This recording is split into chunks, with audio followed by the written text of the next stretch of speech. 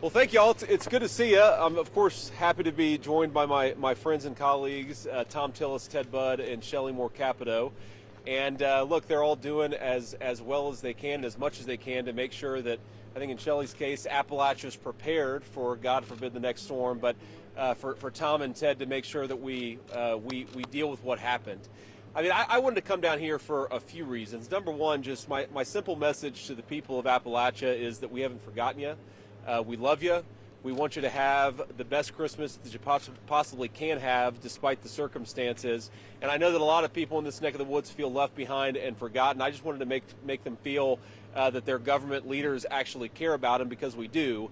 And certainly when this administration changes hands in the next 45 days, we're going to do everything that we can to help people rebuild, to get them back on their feet, to bring some commerce back to this area, but most importantly to allow people to live in their homes and do what they need to do.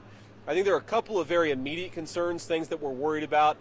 One is, of course, that because so many people live in effectively a designated floodplain, Ted and Tom have done some really important work to try to get the Biden administration, to try to get FEMA to actually provide the waiver necessary so that people can actually live in mobile homes in places that have been designated as flood areas. If you don't do that, you're not going to allow people to actually be able to celebrate Christmas around their families. We need to make that happen. These guys have done good work. They've started the Biden administration to actually respond to this request and allow us to get the residences and the homes that just on a temporary basis in the areas that have been designated floodplains. If you don't do that, there isn't a non-floodplain where you can actually put people. You've got to be able to get the at least temporary and medium-term housing.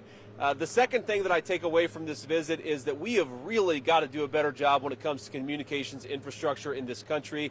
It is frankly a disgrace, given that we have Starlink, given that we have access to modern technology, that we have unable to communicate with law enforcement, with EMS services, and with their loved ones weeks after this storm hit. And one of the things that we're going to focus on in the next administration is to make sure that our communications infrastructure is in a place that if, God forbid, another area like this is affected by the storm, at least we have the communication in place to minimize the damage and to allow people to communicate with the people that they love. So, look, I've seen a lot of good here. I've seen a lot of people, the best spirit in the world, the best human beings in the world. They've had a lot of loss of life.